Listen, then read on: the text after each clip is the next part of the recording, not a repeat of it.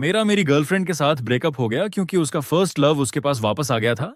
और वहीं मैं किसी साइड कैरेक्टर की तरह वहां से चुपचाप उसके लिए पैसे लेकर रोते हुए चला जाता हूँ। लेकिन असली दिक्कत तो उसके बाद आई, क्योंकि वो चाकू लिए सड़कों पर मुझे मारने दौड़ी। आखिर ऐसे क्यों, जानने के लिए वीडियो में बने रहें। मेरा और लिन मुवान का ब्रेकअप शांतिपूर्वक था। उसे उसका खोया प्यार वापस मिल गया, और वहीं मैं एक सब्स्टिट्यूट की तरह आंखों में आंसू लेकर 50 मिलियन का ब्रेकअप फील लिया और चुपचाप चला गया। ये सब म्यूचुअल रिस्पेक्ट के लिए था। पर ब्रेकअप के बाद दिक्कत तब आई जब वो मुझे मारने के लिए दौड़ी। बचाओ मुझे। अबे यार, कसम से बस एक ब्लाइंड डेट थी। क्या मैंने कोई नया पार्टनर ढूंढ लिया? शैंजो, क्या तुम जिंदा रहने से तंग आ गए हो? एक तेज चीख के साथ कैबिन का दरवाजा लात मार के खुला। लिन मुआन हाई हील्स पहनकर अंदर आई। उसने टेबल से वाइन बोतल उठाई और जमीन पर पटक दी। कांच के टुकड़े हर तरफ बिखर गए। लाल वाइन ने मेरे सामने बैठे ब्लाइंड डेट लड़की की ड्रेस गीली कर दी। लड़की चिल्लाई। डर के मारे उसका चेहरा सफेद पड़ गया। मिस लिन, क्या तुम पागल हो गई हो? मैंने गुस्से में कहा। मैं संगीत पागल हूं। मुझे लगता है तुम पागल हो। लिन मुआन मेरे पास आई और मेरा कॉलर पकड़ लिया। गुस्से से उसकी आंखें लाल हो गई थीं। मैं कुछ दिन पहले गया था। तुमने मेरे पीछे ब्लाइंड डेट कैसे किया? हमने ब्रेकअप कर लिया है। मैंने शांति से उसे देखा। ब्रेकअप? क्या मैंने हाँ कहा था? उसने दांत पीसकर मुझे घूरा। मैंने तुम्हें 50 मिलियन दिए। वह पॉकेट मनी के लिए थे। घर पर बैठकर मेरा इंतजार करो। हिम्मत कैसे हुई तुम्हारी मेरा पैसा लेकर दूसरी लड़कियों के पास जाने की? मैंने जोर से उसका हाथ हटाया। लिनमुआन, वो 50 मिलियन ब्रेकअप फी थी जो तुमने दी थी। तुमने कहा ली बाओ, न्यू वापस आ गया है। तुम्हें उसे एक नाम देना है। मैंने पैसा लिया और चला गया। तुमने जगह खाली कर दी।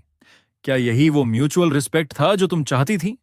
रिस्पेक्ट का क्या मतलब? उसने टेबल पर जोर से हाथ मारा। तुम हो कौन मेरे साथ रिस्पेक्ट की बात करने वाला? तुम बस एक कुत्ते की तरह हो जिसे मैंने पाला है। अगर मैं तुम्हें नहीं चाहती भी तो तुम्हें वहीं पड़े रहना पड़ेगा। ब्लाइंड डेट लड़की डर के मारे कांप रही थी। उसने अपना बैग उठाया और भागने लगी। रुको, लिनमुआन ने ठंडे लहजे में कहा। बाहर खड़े बॉडीगार्ड्स ने लड़की का रास्ता रोक लिया। लिनमुआन, ज्यादा मत करो, उसे जाने दो। मैं खड़ा हुआ, दिल दुख गया। जिस पर वह ताना मारते हुए हंस पड़ती है, फिर उस लड़की के सामने जाकर उसे ऊपर से नीचे तक देखती है। ये चीप लड़की भी मेरी बराबरी करेगी। क्या तुम अंधे हो गए हो? मेरे सामने ऐसी गरीब औरत लेकर आए हो? मिस लिन, थोड़ा रिस्पेक्ट से बात कीजिए, लड़की रोने वाली हालत में कहती है। लेकिन अगले ही पल लिन मूजवान उसे जोरदार थप्पड़ मार देती है। यह देखकर मेरा गुस्सा पूरी तरह फट पड़ता है। फिर मैं उस लड़की को पीछे खींच लिया। तुम आखिर करना क्या चाहती हो? तभी बाहर से तेज कदमों की आवाज आई। ली बाउनिया हांफते हुए अंदर आया। उसका चेहरा सफेद था, आंखें लाल थीं, बिल्कुल कमजोर लग रहा था। मुजवान, प्लीज गुस्सा मत करो, यह सब मेरी गलती है। जिस पर वो लिन मुजवान का हाथ पकड़ लेता है, उसकी आवाज कांप रही होती है। मुझे वापस नहीं आना चाहिए था। अगर मैं नहीं लौटता तो शैंजो को इनसिक्योरिटी फील नहीं होती। वो ब्लाइंड डेट पर भी नहीं जाता। प्लीज उसे ब्लेम मत करो, गलती मेरी है। ये सुनते ही लिन मूजवान का एक्सप्रेशन तुरंत नरम पड़ जाता है। फिर वो उसका हाथ पकड़कर कहती है, योशो, इसमें तुम्हारी कोई गलती नहीं है। तुम बहुत अच्छे हो, इसलिए इस वाइड आइड वुल्फ ने तुम्हें हर्ट किया। लेकिन अगले ही पल वो मेरी तरफ मुड़ती है और उसकी आंखें फिर से बर्फ जैसी ठंडी हो जाती हैं। शिंजो, खुद को देखो और फिर बियोशाओ को देखो। तुम उसकी एक उंगली के बराबर भी नहीं हो। जिस पर मैं उन दोनों को ठंडी नजरों से देखते हुए कहता हूं, अगर वो इतना परफेक्ट है तो मेरे पास वापस क्यों आई हो? जाओ, उसके साथ हैप्पीली रहो। तुम्हें लगता है मैं यहां आना चाहती? लिन मूजवान मुझे घूरते हुए बोलती है, तुम्हारे ब्लाइंड डेट की खबर पूरे सर्कल में फैल चुकी है। अब सब जानते हैं कि लिन फैमिली का आदमी मुझे छोड़कर दूसरी औरत ढूंढ रहा है। मेरी इज्जत मिट्टी में मिला दी तुमने। मैं गहरी सांस लेते हुए गुस्सा दबाता हूं। उसका तुमसे कोई लेना देना नहीं। 50 मिलियन में ले चुका हूं, हमारा हिसाब खत्म।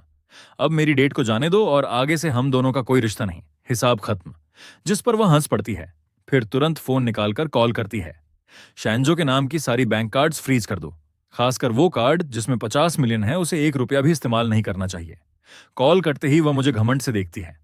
संगीत, अब तुम पूरी तरह कंगाल हो चुके हो। देखते हैं मेरे पैसों के बिना दूसरी औरत को कैसे पालते हो। यह सुनकर मैं मुट्ठियां भी लेता हूं। मेरे नाखून हथेली में धंस जाते हैं। लिन मुजवान, लोगों को इतना मत दबाओ। जिस पर वो मेरे चेहरे पर हल्का थप्पड़ मारते हुए कहती है, मैं दबाऊंगी तो तुम क्या कर लोगे? वैसे तुम्हारी छोटी बहन की सर्जरी फीस भरने का टाइम भी आने वाला है ना। अगर ये 50 मिलियन नहीं मिले तो उसके पास मरने के अलावा कोई रास्ता नहीं बचेगा। ये सुनते ही मेरी आंखें सिकुड़ जाती हैं। अगर तुमने मेरी बहन को छूने की भी कोशिश की तो सब तुम्हारे बिहेवियर पर डिपेंड करेगा। जिस पर लिन मुजवान के होठों पर एक क्रूल स्माइल आ जाती है। फिर वो डोर की तरफ इशारा करते हुए बोलती है, अभी इसी वक्त मेरे साथ वापस चलो, वरना कल मैं खुद तुम्हारी बहन का लाइफ सपोर्ट हटवा दूंगी। ये सुनकर बगल में खड़ा चियोशियो धीरे से उसका स्लीव पकड़ता है। मुजवान, क्या ये थोड़ा ज्यादा क्रूल नहीं हो रहा? शेंजो बस मोमेंट्री कंफ्यूज था। उसे इस बार माफ कर दो। लेकिन लिन, मुजवान ठंडी आवाज में बोलती है, तुम ऐसे घटिया आदमी के लिए मत बोलो, इसे बस पनिशमेंट की जरूरत है। फिर वो मुझे घूरते हुए कहती है, मैं तुम्हें 3 सेकंड देती हूं, सोच लो। एक दो मैं आंखें बंद कर लेता हूं और अंदर की किलिंग इंटेंट को दबाता हूं। ठीक है, मैं तुम्हारे साथ चलता हूं। जिस पर बॉडीगार्ड्स आगे बढ़ते हैं और मेरे दोनों हाथ पकड़ लेते हैं। मैं कोई रेजिस्टेंस नहीं करता और वो लोग मुझे जबरदस्ती रेस्टोरेंट से बाहर ले जाते हैं। कोने में छिपी ब्लाइंडेड गर्ल कांपते हुए ये सब देख रही होती है। मैं उससे एक सॉरी तक नहीं बोल पाता और तभी मुझे लिन मुजवान की स्ट्रेच्ड लिमुजीन में धकेल दिया जाता है। कार के अंदर का माहौल बेहद भारी होता है।